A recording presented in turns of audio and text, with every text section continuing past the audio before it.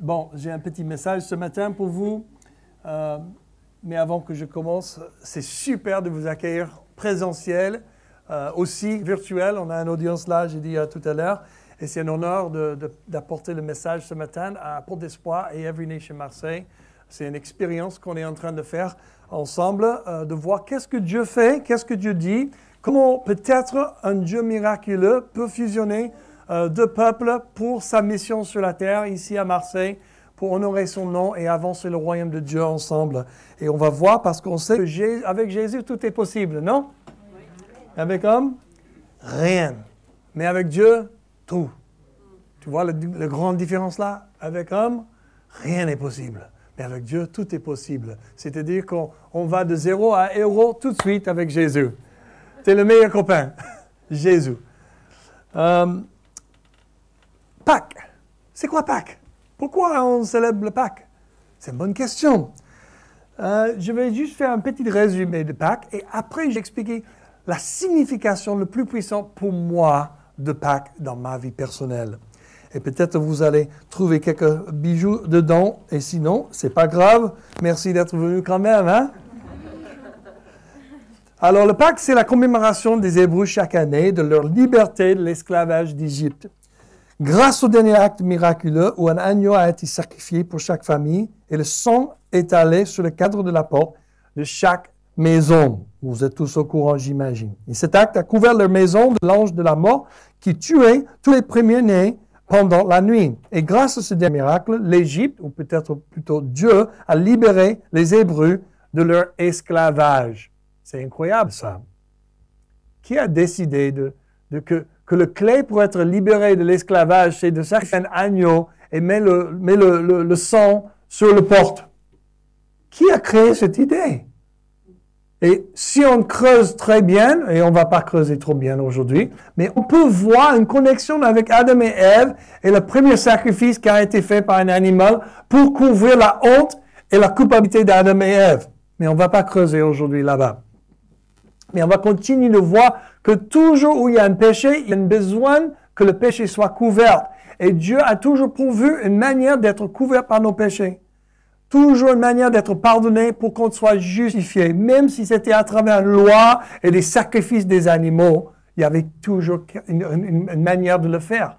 Là, on voit le commencement de cette tradition. Donc, chaque année, ils ont célébré les Hébreux jusqu'à aujourd'hui. Ils célèbrent toujours le Pâques. Et c'est le moment où on célèbre ce que Dieu a fait. Il a sauvé les vies des premiers-nés de l'époque en Égypte.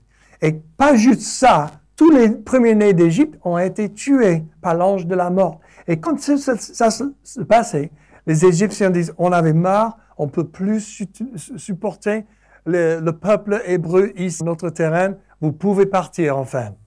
Et donc, alors, à partir de ce moment-là, ils sont partis. Et c'est pour ça que c'est tellement important de célébrer le Pâques chaque année pour les Juifs. Et pour les chrétiens, bien sûr, un homme qui s'appelle Jésus, Yeshua, est arrivé sur la terre il y a à peu près 2000 ans et il a vécu la vie parfaitement, 100% sans péché, complètement pur, mais 100% homme, 100% Dieu.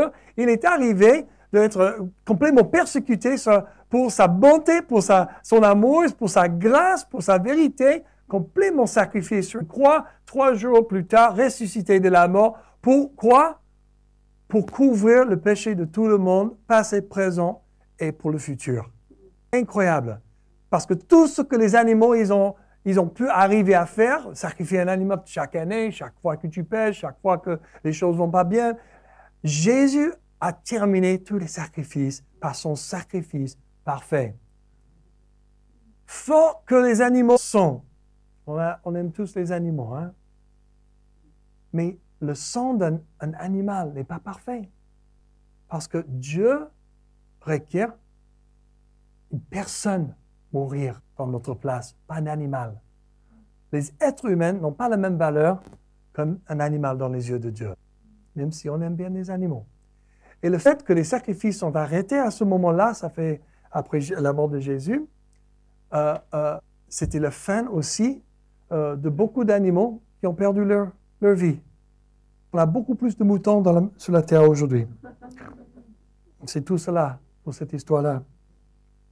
En fait, on voit cette histoire que Dieu a utilisé tellement des choses, des images, des choses, des sacrifices, tous pour préparer pour l'agneau parfait qui va arriver sur la scène et bam, finir tous les sacrifices à jamais.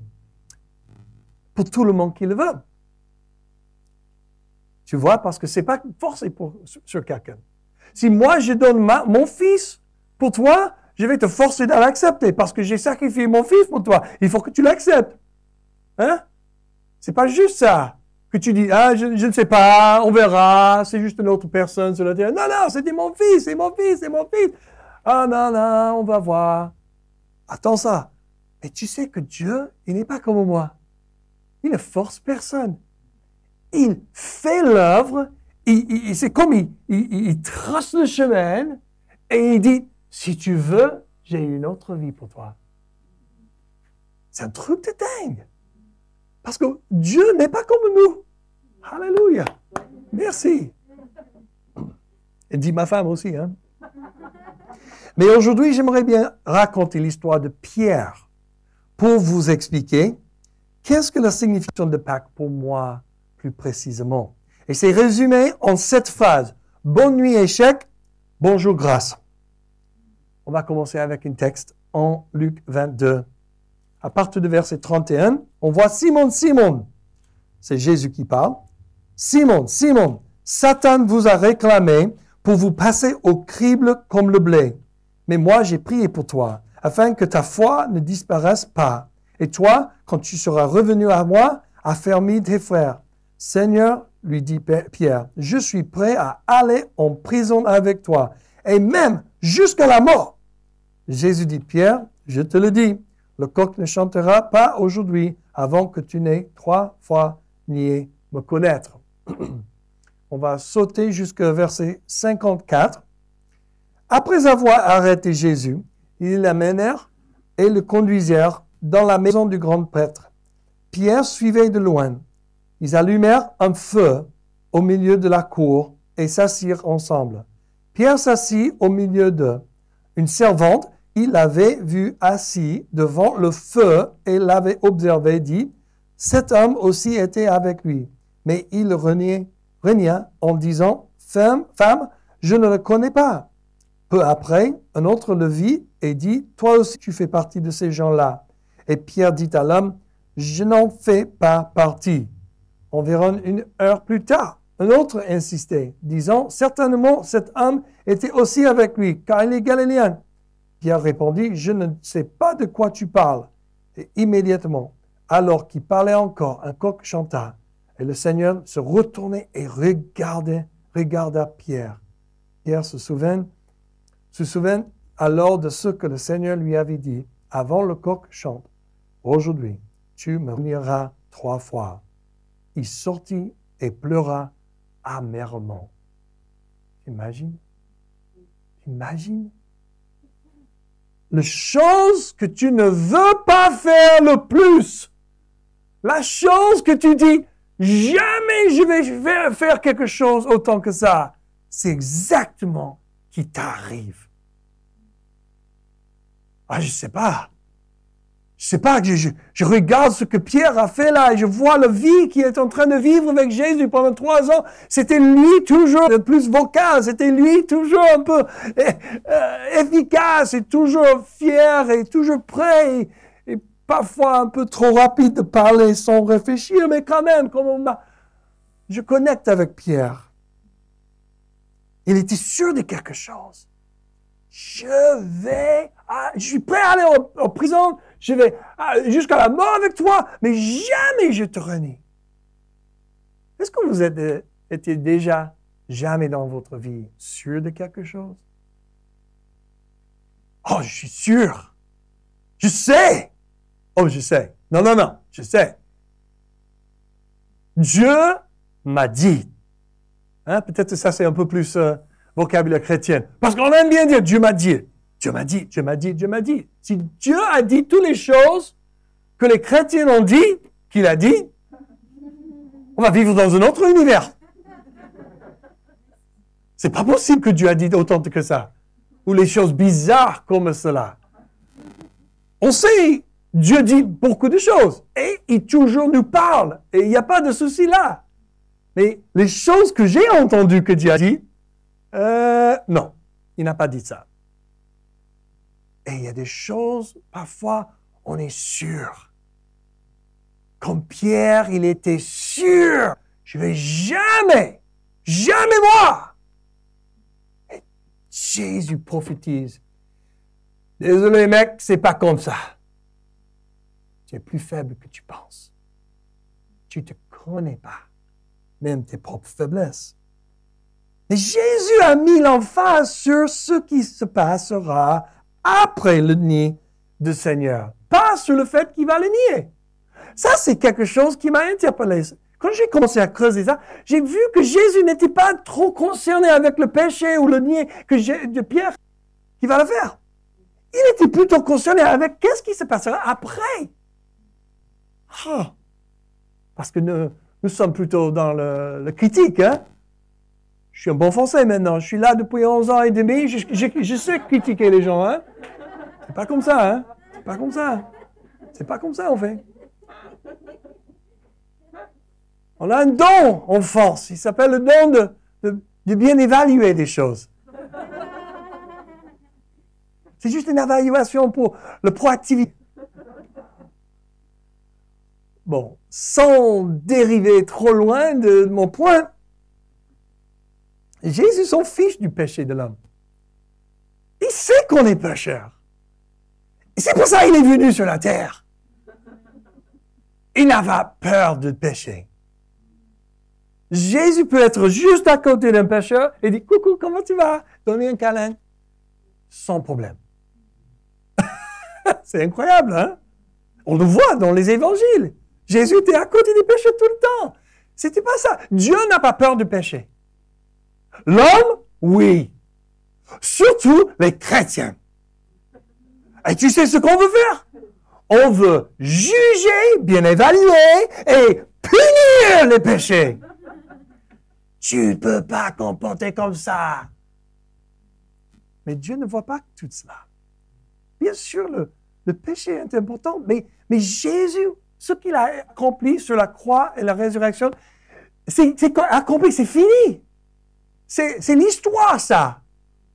Maintenant, Jésus veut qu'on tourne nos yeux vers l'avenir. Comment je vais comporter quand je rencontre mes faiblesses propres? Qu'est-ce que je vais faire quand je tombe? Qu'est-ce que je vais faire après? Je suis mis à une tentation de dire quelque chose que je ne devrais pas dire. Est-ce que je vais me condamner? Est-ce que je vais tomber? Je trouve dans un gouffre de dépression, de découragement tout seul. Parce que le diable, il n'est pas obligé de même bouger ou travailler. On fait tout le travail pour le diable souvent. Non, j'ai pas besoin de toi. Je me frappe tout seul, hein? On a du mal à sortir des gouffres parce qu'on ne se concentre pas sur ce que Jésus, sur les choses que Jésus se concentre. Il dit, OK, ça se passera, mais après, il faut que tu t'encourages, tu encourages tes frères et tu les renforces et tu les élèves parce qu'on a besoin de toi dans l'avenir. Tu es un leader, Pierre, il ne faut pas se perdre dans un moment de faiblesse. J'ai toujours un plan pour ta vie, peu importe combien tu fais un échec. Vous savez que Jésus parle à nous, même chose. Peu importe combien de péchés vous avez commis, peu importe quel type de péché que vous avez commis, peu importe les choses que tu as fait graves, Jésus a toujours un plan. Et son plan est toujours la restauration, la guérison. Moi, je pense que Jésus voulait communiquer à Pierre, je sais que tu vas échouer, mais il faut que tu comprennes que ma grâce te couvre. Et tu devrais te lever après et prendre ton rôle comme leader de ce groupe. C'est-à-dire que Jésus connaît l'avenir et l'accepte, pardonne et essaie de donner une stratégie pour après, il va restaurer Pierre. Pour contexte, voici un exemple. C'est par exemple, tu es chef d'entreprise. Tu commences l'entreprise, tu as un assistant, il t'aide, et tous les deux, vous baptisez une entreprise. Après 3 ans, vous arrivez à commencer à vraiment gagner de l'argent, et bam, lettre du bureau des impôts. Coucou. On constate X, Y, Z. Oh là là, qu'est-ce qui arrive? On a tout fait correct, mais je ne sais pas pourquoi il m'appelle. Et ton assistant, qui était juste à côté de toi pendant 2 ans, ami avant ça, il dit, je ne te connais pas. Il commence à te distancer. Le bureau impôt fait un interview. Ouais, je savais que ce mec était en train de faire n'importe quoi là-bas. Il commence à nier, te nier, et de dire que ton caractère est dans la poubelle. Mais toi, qu'est-ce que tu dis? Tu dis, hey, t'inquiète pas. Dès que c'est résolu, je te pardonne, je te laisse, il n'y a pas de souci. Et en fait, dès que tout est résolu avec eux, c'est l'entreprise, je te donne mon entreprise et tu le prends. Qui fait ça aujourd'hui? Hein? Qui fait ça en force? Hein? Hey, je savais! Au tribunal! On y va! On va la taquiner, on va la mettre sous tous les gens, on va faire toutes ces choses, même s'il n'est pas coupable. Après, sa vie est complètement ruinée. On ruine des vies. Mais Jésus ne ruine pas. Jésus prend ce que l'homme fait, la méchanceté et ce que le diable fait, et quand il prend ça, il commence à guérir, restaurer, parce qu'il a un bel avenir pour ta vie. Il ne laisse jamais au fond du gouffre. Ça, ce n'est pas son but pour nos vies. La condamnation, la culpabilité, toutes ces choses ne viennent pas de Dieu. Bien sûr, il faut constater ce qui est un péché et ce qui n'est pas un péché. Bien sûr, la provision de la résurrection, c'est pour gagner la victoire contre la tentation. Mais en même temps, ce n'est pas que ça. C'est beaucoup plus large. Voici la grâce de Dieu. La capacité de Dieu de vivre la vie qu'il nous a donnée. La vie qu'il nous a donnée. Le but qu'il a placé sur nos vies. La grâce de Dieu. C'est pour ça que je dis, le titre de ce message, c'est « Bonne nuit, échec et bonjour, grâce ». La vraie signification de Pâques pour moi, c'est « Bonne nuit, échec et bonjour, grâce ». C'est la fin de tous mes échecs sont couverts. Tous mes échecs sont pas juste couverts, mais en train d'être guéris et restaurés. Et bonjour grâce, parce que moi, je peux prendre la grâce et commencer à vivre par la grâce de Dieu et pas par la condamnation et la manipulation de mon passé. Peut-être que vous comprenez ça, peut-être pas. J'aimerais bien juste avancer dans l'histoire de Pierre en Jean 21, 15 à 17. Et on va lire ce passage-là. Mais il faut juste un peu d'eau dans la bouche. Voici, à partir du verset 15. Lorsqu'il eurent mangé, Jésus dit à Simon-Pierre, « Simon, fils de Jonas, m'aimes-tu plus que ceci ?»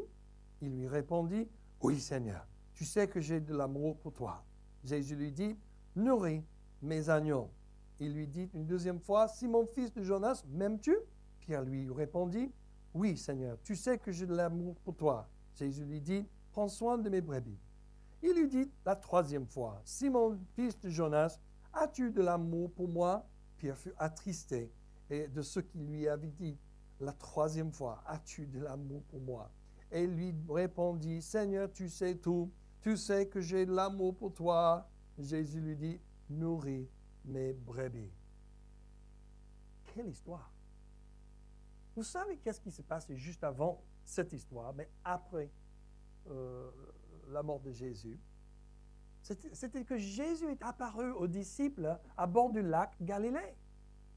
Et Jésus était en train de griller des poissons sur un feu. Il appelle, « Hé oh, venez!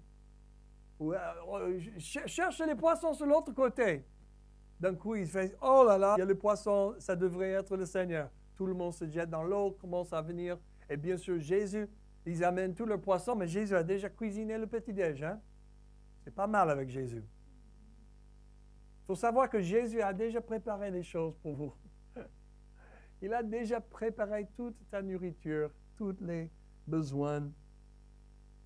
Mais là, quand il révèle qu'il est Jésus, les hommes se jettent dans l'eau, ils se rejoignent. Mais pourquoi ils vont comme ça? Parce que Pierre et les autres ont décidé de retourner au maître du passé. Pierre se dit, oh, j'ai fait un gaffe tellement grave que moi, je vais retourner à ce que je connais. Je suis pécheur, ma famille est une famille de pécheurs, on connaît le péché, donc on va juste continuer à faire le péché. C'est mon rôle, je suis pécheur, point. Comment Jésus est arrivé d'élever mon espérance en moi? C'est faussement. Pourquoi Jésus a fait ça à moi? Je devrais juste rester ici à côté de le lac et faire la pêche le reste de ma vie. Maintenant, j'avais toutes ces choses et maintenant je suis dans le gouffre. C'est terrible ça. Pierre n'a pas écouté ce que Jésus a prophétisé. Tu vas le faire. Mais, fais attention. Il faut que tu te lèves et te renforces pour que tu peux prendre soin de tes frères et d'être le bon leader pour eux. Donc, Jésus est obligé de revenir pour en fait nous donner un modèle de guérison et aussi la restauration là. Moi, je crois ça avec tout mon cœur. Jésus commence un ministère incroyable. D'abord, il utilise le feu. Tu sais que le feu était là quand il a nié Christ. On a lu ça il y a quelques versets. Il y avait un feu juste à côté de la servante. Et Jésus est en train d'ajouter le feu là avec les poissons. Pourquoi? Parce que toutes nos mémoires de nos passés, tous nos échecs dans le passé, il y a toujours une connexion d'oreille, il y a une connexion d'odeur, il y a une connexion des yeux, la vision. Il y a tellement de récepteurs dans le cerveau que nous ne pouvons pas juste être pardonnés et restaurés et guéris juste en disant désolé, c'est bon. Mais Dieu veut entrer dans l'ADN. Il veut entrer dans toutes les mémoires. Parce que quand on reçoit une guérison complète, c'est parce que Dieu fait quelque chose de profond. Et tous les scientifiques du cerveau, ils racontent combien le cerveau est connecté avec la pensée, avec la guérison, avec les blessures du passé. Combien il y a une empreinte laissée là. Tous les circuits, c'est un autre message, désolé, je dérive un petit peu, mais c'est important de savoir que la guérison complète devrait arriver dans toute zone de nos âmes. La pensée, la volonté, les émotions. Et comment on va le faire? Parce que Dieu commence à utiliser toutes sortes de choses autour de nous. Donc, d'abord, il commence, le fait qu'il a un feu là, il commence à parler avec Pierre, avec tous ses frères. Il parle à Pierre devant tous ses frères, obligés d'être vulnérables. Non. On va parler de ce que tu as fait, hein? On veut la guérison en privé. Que personne ne sait ce qui s'est passé dans mon passé.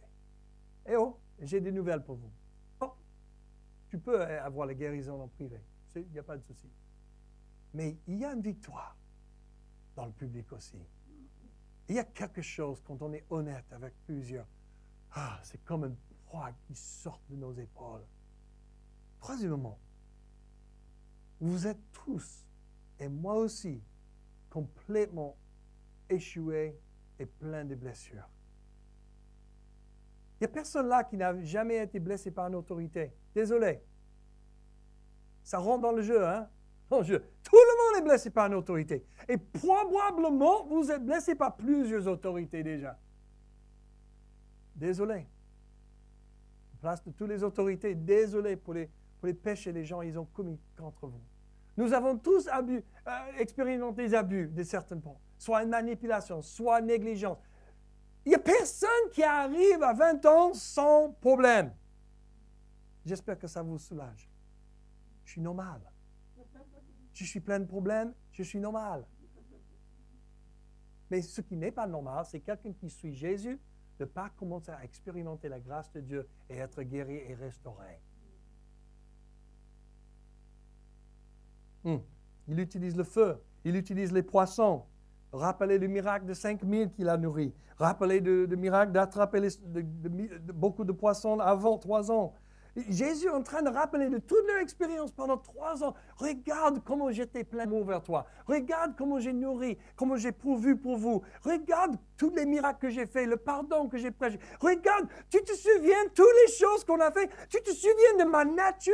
Ma nature est pour toi. Ma nature est avec toi. Je suis ton ami. Je serai là pour toi jusqu'à la fin de la terre. C'est ce que Jésus est en train de renforcer.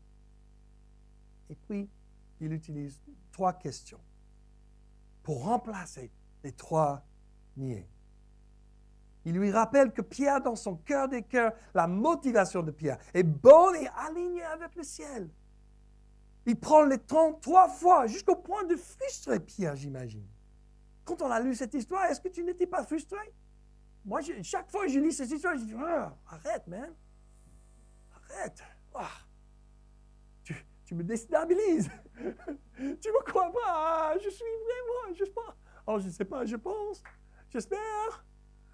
J'ai la foi. Ou non, j'ai pas la foi. C'est quoi la bonne réponse? Juste donne-moi. En fait, c'est ce que Jésus cherche. Est-ce que tu es OK d'accepter que tu as des faiblesses? Que peut-être tu as tort de temps en temps? Peut-être que Dieu n'a pas t'a dit quelque chose? Mais peut-être pas ça. Mais les autres, OK, Matt. Tu sais que nous avons vraiment besoin de la nôtre. On a besoin de Jésus, on a le Saint-Esprit en nous. Mais toute seule, on fait n'importe quoi. Et on dit, ouh, Saint-Esprit m'a dit, ouh. Et on rentre dans toutes sortes de n'importe quoi parce qu'on n'est pas bien entouré et on ne soumet pas les choses qu'on pense. On dit, je pense que Dieu est en train de me dire quelque chose, qu'est-ce que tu en penses? C'est notre attitude que dire, Dieu m'a dit ça, voici ce que je vais faire. 2 différentes attitudes. Et comment on marche avec Dieu en entendant sa voix, c'est tellement un acte d'humilité. Le fait qu'on puisse attendre que Dieu nous parle déjà, incroyable. Le Dieu de l'univers, de plus que 7 milliards de personnes, veut me parler. C'est audacieux pour certains chrétiens de penser que Dieu toujours parle. Et le fait que Jésus est tellement parlant et en train de toujours passer des bons moments, on voit un autre aspect de la caractère et de la nature de Dieu en Jésus. C'est-à-dire que Dieu aime bien les relations. Il aime bien parler, écouter. Et son cerveau est plus large que le nôtre. Il peut supporter parler à 7 milliards de personnes en même temps avec beaucoup d'amour. Il est beaucoup plus grand que nous. Bonne nuit, échec. Bonjour, grâce. Pierre n'a pas cru la première fois, mais cette fois, on ne voit pas d'opposition. Il n'a pas dit, pas moi, Seigneur, je te renie pas. Il a dit, oh, c'est comme ça. Et Pierre est complètement restauré et prêt à quitter le péché pour pécher pour les hommes. Et c'est exactement ce qu'il a fait. Et après, boum, l'Église a lancé, explosé, jour de Pentecôte, toutes les choses commencent à s'enflammer. C'est parce que seulement Jésus, à travers sa mort et sa résurrection, peut accomplir pas juste le salut. Et si c'était juste le salut, ça suffit. Mais une vie des saluts. Une vie de guérison après restauration, après guérison, parce que ça, c'est la nature de Dieu. Ce n'est pas le fait qu'on va faire une gaffe, c'est le fait qu'on va faire une gaffe et continuer à vivre pour Jésus et se lever et chercher la restauration, chercher les guérisons dont on a besoin pour avancer et voir la gloire de Dieu manifester dans nos vies de plus en plus. Et c'est pour ça que la Bible dit qu'on va de gloire en gloire. Alléluia. Par la foi et pour la foi aussi. Donc, où est-ce qu'on est aujourd'hui? Où est-ce que vous êtes? Est-ce que vous vous trouvez un peu condamné le soir? Un peu coupable? Tu te sens coupable de faire tellement de gaffes, tellement de choses contre Dieu? Ou peut-être tu te sens comme tu devrais témoigner à quelqu'un dans la rue hier et tu n'as pas fait. C'est toute la même histoire. Jésus te regarde aujourd'hui. Et tu sais ce qu'il te dit? Dieu m'a dit. OK, d'accord. Tu sais ce qu'il dit selon c'est ça? Il dit, je sais je sais que tu as fait une faute. Je sais que je savais que tu allais faire. Mais, écoute-moi, restaure-toi, reviens à la grâce, reviens à ma grâce et vois qu'est-ce que je peux faire avec cette situation. Et je vais bouleverser votre monde. Amen. Donc, Seigneur, merci pour ces moments ici. Merci pour le bonne nuit aux échecs et le bonjour à la grâce de Dieu. Je te remercie, Seigneur, que tu es capable à tout faire. Et pour chaque personne qui souffre d'une culpabilité ou condamnation, ou il se trouve un peu un endroit similaire que Pierre, aujourd'hui un peu déçu, je prie, Papa, que ta grâce coule maintenant.